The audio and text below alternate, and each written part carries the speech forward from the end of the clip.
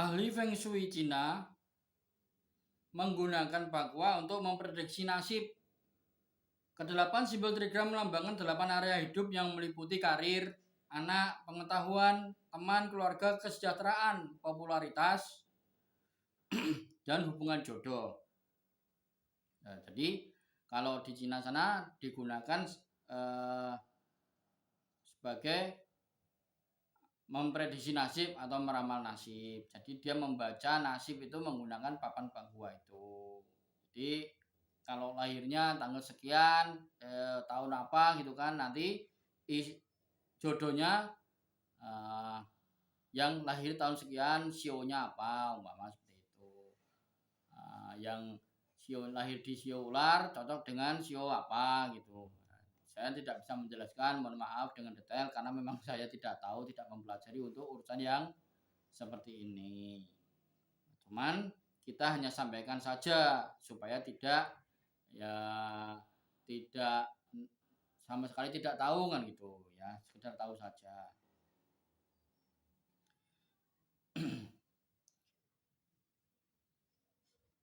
Bidang ke-9 dari bakwa terdapat pada bagian tengah oktagon yang diartikan sebagai Anda, hidup, dan vitalitas. Jadi yang tadi saya jelaskan perihal yang di tengah itu simbol Tai Chi itu adalah kita atau hidup, kehidupan kita atau stamina. Nah, itu simbolnya adalah sama dengan yang kita kenal dengan simbol Tai Chi. Jadi simbol Tai Chi itu lingkaran, kan lingkaran itu berarti apa ya, berbeda, itu ada artinya sendiri antara lingkaran dan kota. Jadi lingkaran itu terdiri dari 2 warna putih dan hitam yang menyimpulkan, yang mengartikan sebagai yin dan yang, kan. Jadi kehidupan, stamina, kesehatan diri kita hidup itu kalau terjaga keseimbangan antara yin dan yang-nya. Nah, itu bisa dikatakan kita akan menjadi sehat.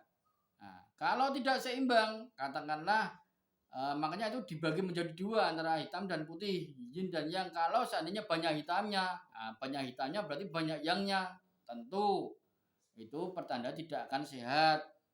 Atau banyak yin-nya, tentu itu akan juga tidak akan sehat. Nah, seperti itu. Seumpama antara yin dan yang itu kita umpamakan sebagai dingin dan panas. Yin putih itu dingin, yang berwarna hitam itu panas. Kalau terlalu panas, orang tidak akan sehat, sakit. Nah, gitu. Suka marah, bergejolak darahnya, gitu kan. Tapi kalau yang dingin, itu juga sakit. Karena apa? Dia mager, tidak bisa beraktivitas, dingin, males, gitu kira-kira. Itu prinsip-prinsip dasar TCM itu seperti itu. Nah, kemudian pada logo ini, ya kan, ini kan seimbang antara hitam dan putihnya. Nah, pada logo ini kenapa terjadi ada tidak dibagi 2 seret gitu saja, tapi ada seperti semacam kalau anak saya mengatakan itu ada kayak ikannya di dalamnya. Maksudnya apa? Maksudnya adalah itu tanda pergerakan. Jadi kalau kita mau sehat, kita harus bergerak, dinamis. Nah, kalau kita tidak bergerak, lama-kelamaan ya sakit dan mati. Nah, gitu kira-kira. Kemudian di bagian putih ada titik hitamnya, di bagian hitam ada titik putihnya. Itu pertanda apa? Pertanda di dalam yin ada yang. Di dalam yang ada yin. Bagaimana itu? Seumpama seperti ini. Katakanlah berwarna putih itu yin, kita seumpamakan dengan seorang ahli agama, seorang ustadz atau seorang pendeta. Nah, beliau meskipun seorang ulama, seorang pendeta, itu kan tidak semata-mata 100% kehidupannya lurus dan baik dan putih. Ada unsur salahnya, ada unsur dosanya, ada unsur maksiatnya sedikit. Nah, gitu kan. Begitu pula dengan yang berwarna merah, umpamanya mereka itu kriminal, pencuri,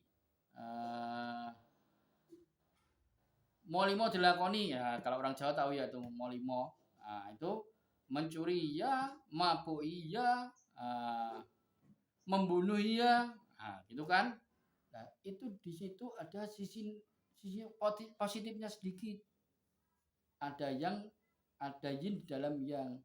Ternyata meskipun seorang pembunuh tidak mungkin kan anaknya juga dididik jadi pembunuh. Nah, kalau bisa anaknya jadi orang baik, anaknya jadi seorang tokoh, anaknya jadi seorang akademis, titelnya, gelarnya banyak, jadi pejabat, jadi pendeta, jadi ustadz, jadi mubalek kan gitu.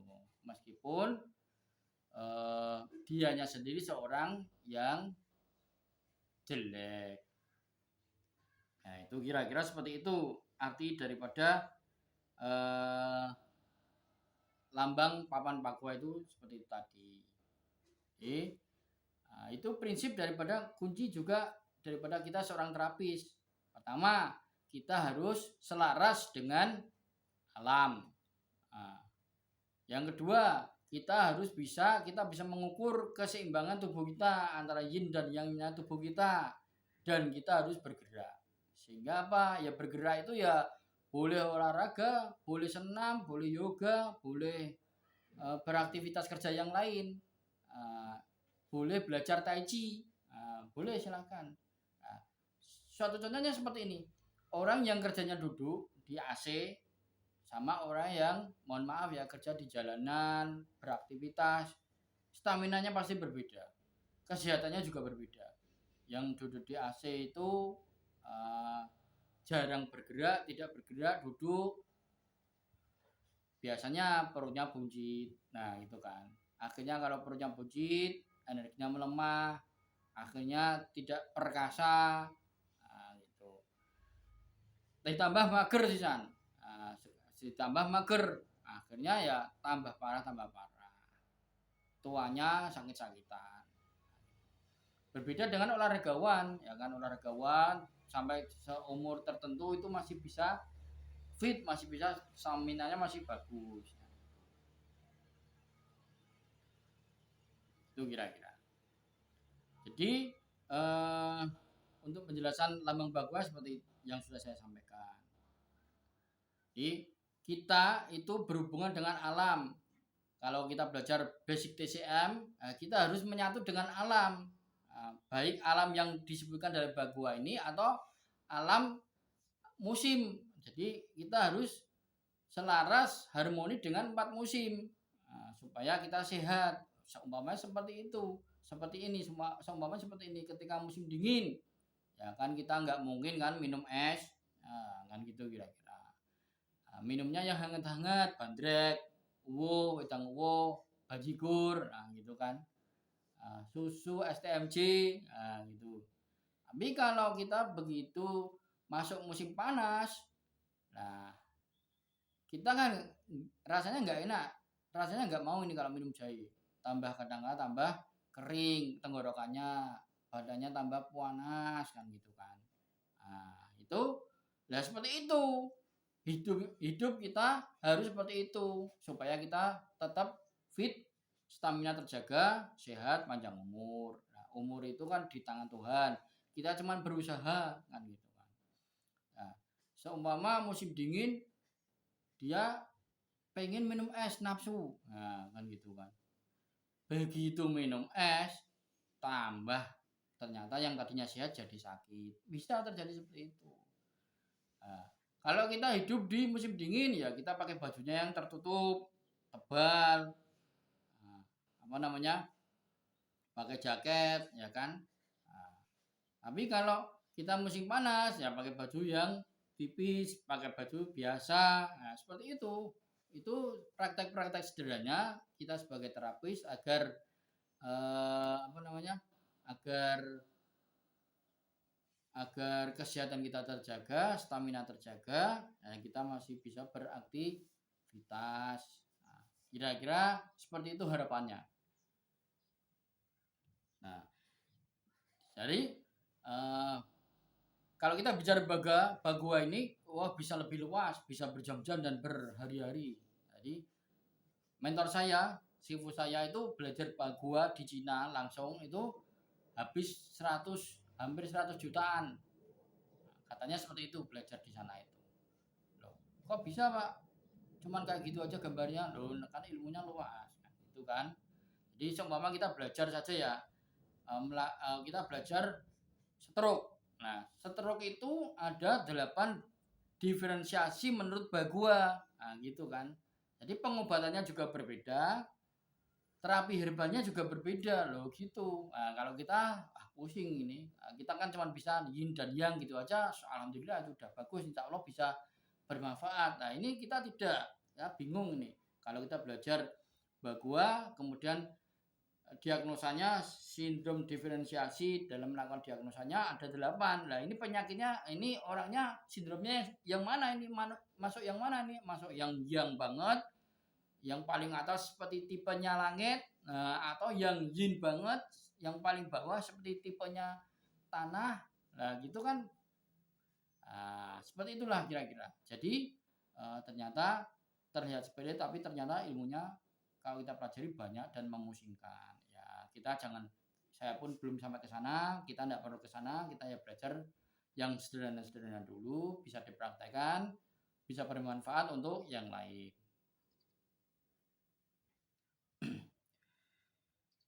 Namun konsep pemikirannya berasal dari Huang Di Neijing.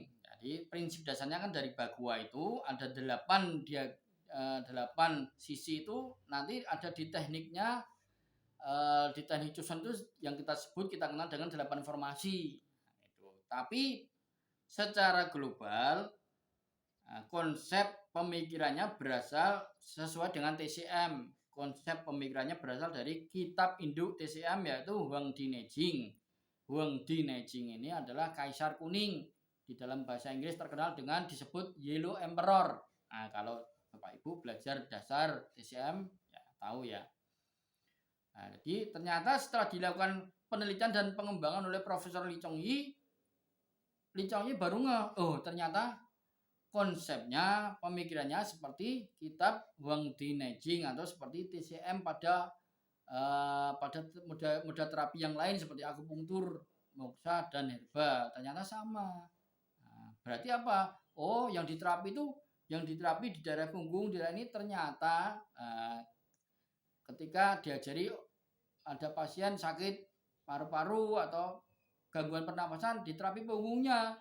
Nah, baru setelah itu tahu bahwa oh ternyata ini meridian backsu daripada organ paru. Oh ternyata sama, yang kita terapi itu jalur meridian. Nah gitu kan. Metode diferensiasi sindrom, penentuan metode, pemilihan titik dan formasi dalam banyak hal sesuai dengan ilmu atau pelajaran TCM. TCM adalah Traditional Chinese Medicine. Oleh Profesor Li Chongyi, ilmu tersebut diteliti secara ilmiah terhadap berbagai jenis penyakit seperti aterosklerosis, jantung koroner, sakit kepala, nyeri leher, nyeri pinggang, dan lain-lain. Hal tersebut menunjukkan metode terapi Tuina Cuson betul-betul efektif jika dibandingkan dengan akupuntur dan jarum halus. Nah, ini kalau kita belajar Cuson ya yang dilebih-lebihkan, yang dibangga-banggakan ya teknik terapi Cuson. Nah, kalau mentornya seperti saya ini, mentornya seorang akupunkturis, praktisi jarum akupunktur, tentu nanti berbeda kalimatnya, tidak sampaikan kalimat ini, tapi sedikit underestimate teknik Cuson. Nah, dia melebih-lebihkan atau membanggakan teknik jarum akupunkturnya. Itu sudah biasa seperti itu. Nah, tinggal kita bagaimana belajar, ketemu dengan orang banyak, bagaimana kita bisa memilah dan memilih, bagaimana kita bisa menggunakan yang cocok, yang pas dengan pasien ini, lah itu yang kita pakai, itu yang kita praktekkan. Nah, Satu, kita butuh waktu, butuh jam terbang yang banyak, jam terbang yang tinggi. Nah, gitu nggih.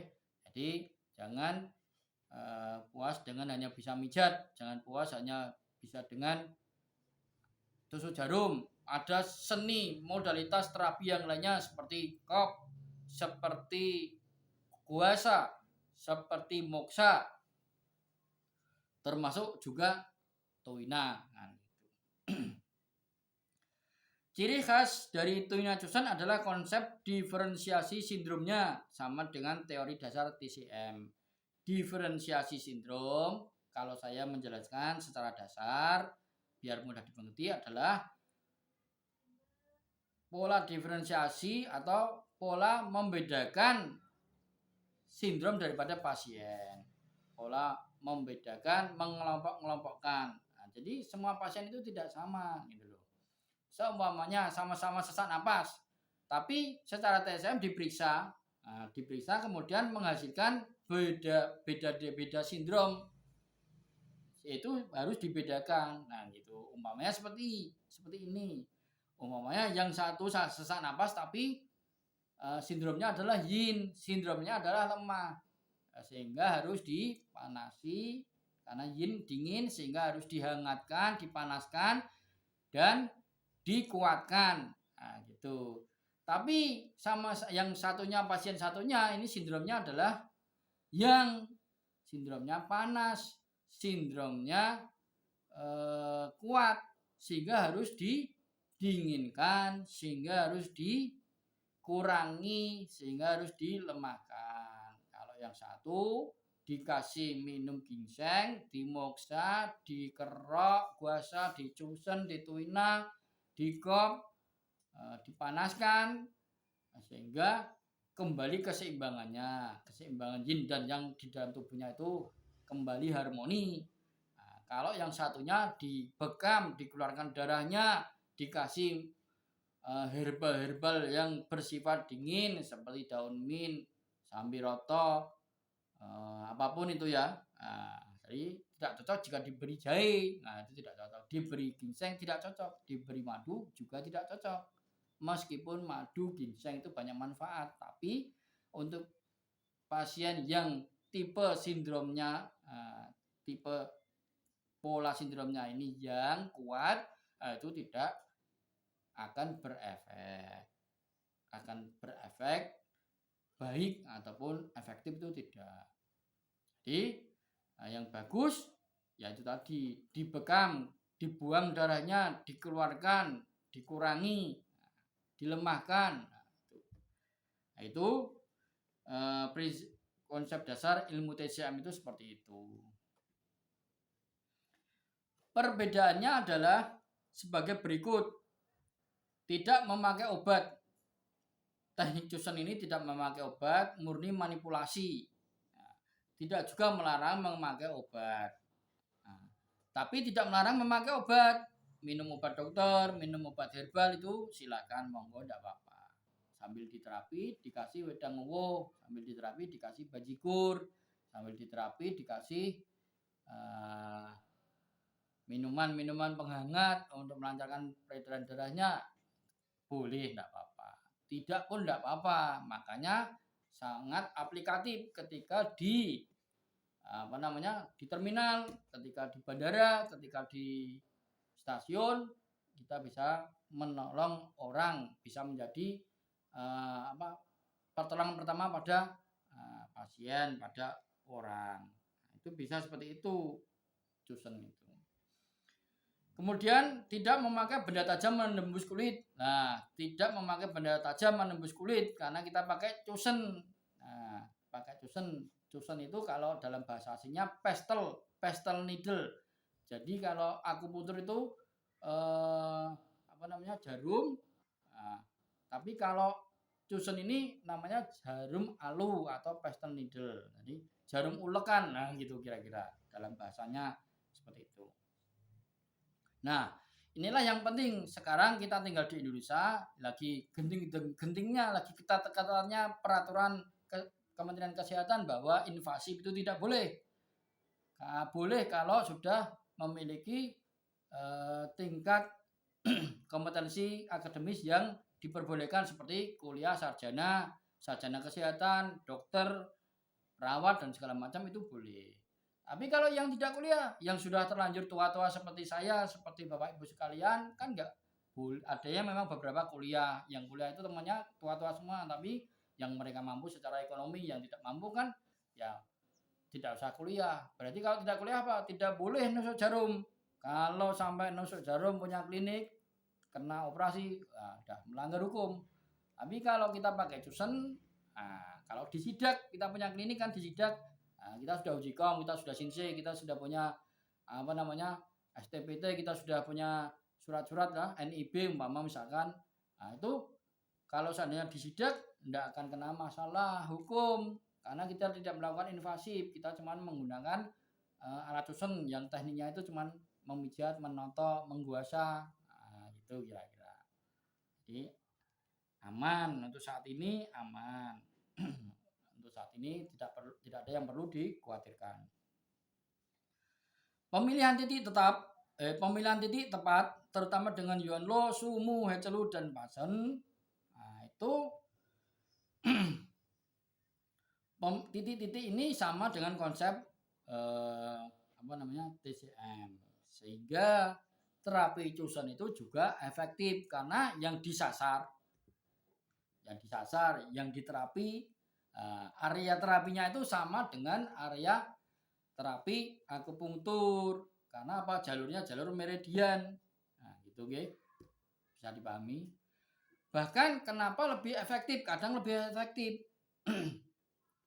Terasa langsung efeknya karena apa? Karena manipulasinya tidak hanya di titik akupunktur tersebut, tapi ada 8 titik yang menyertai di sekeliling titik utama atau titik akupunktur, kan? Bahkan di dalam teknik 8 formasi itu ada yang kita terapi nanti ada 24 titik. Umpama titik jantung ya, atau titik jantung diterapi di sebelah intong-intong ini. Ketika diterapi tusuk jarum tidak terasa efeknya, umpama seperti itu. Tapi begitu diterapi cusen itu efeknya terasa, bahkan badannya langsung segar. Karena apa?